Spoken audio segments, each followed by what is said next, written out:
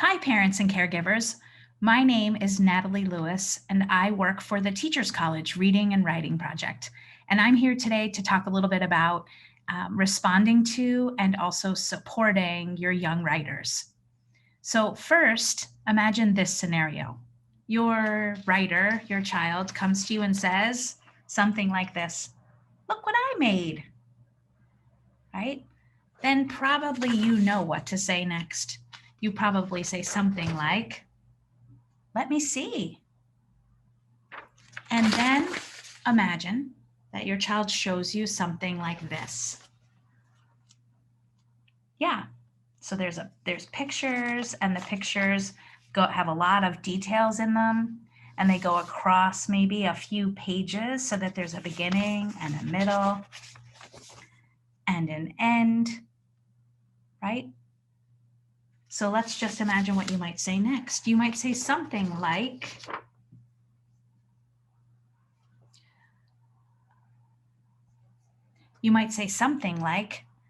"Tell me the story." Before kids make pictures that have so many details, you might say something like, "Tell me about the picture." But in this case, it looks like something's happening. So you might say instead, "Tell me the story." And then you're hoping that your child uses the picture to tell the story.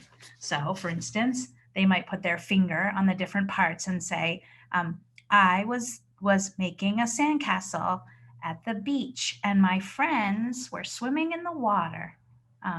It was sunny," right? And then they could do that across all 3 pages, telling you the story.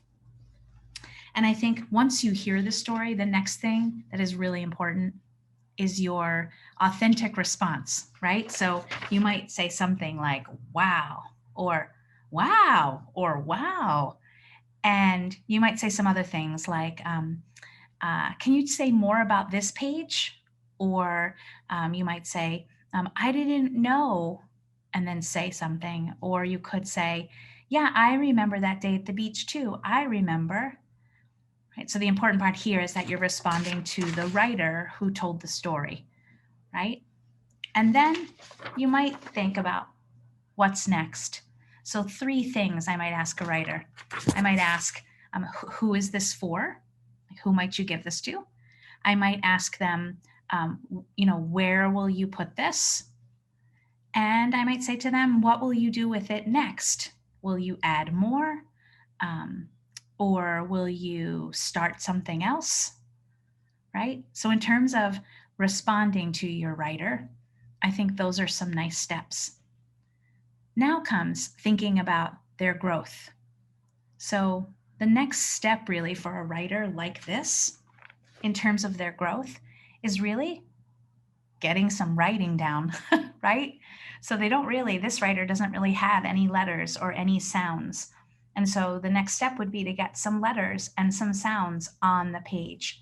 So I just want to show you a little bit of how that might go if you were trying to support your child with that next step in their growth. So usually when we get kids to add letters and words to their pictures that they've drawn, we get them to make labels. So here I put some Post-its, so we could be making some labels for this picture. It doesn't have to be on Post-its. It could just be right on the page. So sometimes Post-its are kind of exciting for kids, and it can help sort of compel them to want to do the work of labeling. So there's really a 3-step process, three steps you can teach to help kids label. So it goes like this: touch, stretch, write. So I might say to them, let's touch this. Sun. Okay, ready? Let's stretch it. Sun, right? I'm like stretching it down my arm. And then we're going to listen for the first sound. Sun. Because that's typically what kids can hear in the beginning. And then they might write the letter, right? The sound is, the letter is S, right? They may write the S backwards, for instance, and then you can show on another piece of paper the S. And then you might even help your child to make it in the air a few times so that their muscles remember which direction the S goes. If they can hear more and they know more about letters, let them keep writing the letters that they hear in sun. If they write the wrong letter, like let's just say they write S-A-N,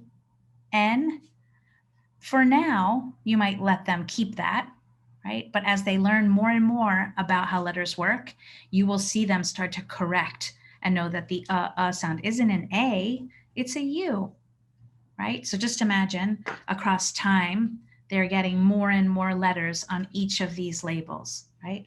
Touch, waves. That's what this is here in this picture. Waves. Ready? Stretch. Waves. Ready? W, w. And now write. The sound is w. The letter is. And then remember that alphabet charts can really help. Your child could get out their alphabet chart and they could say, the sound is w, w. The letter is w, watermelon, w, waves. Oh, the letter is W, right? And then they can label their picture. So I hope that this video has helped you think about responding to and supporting your young writer. Thanks so much for your time and your care. Be well.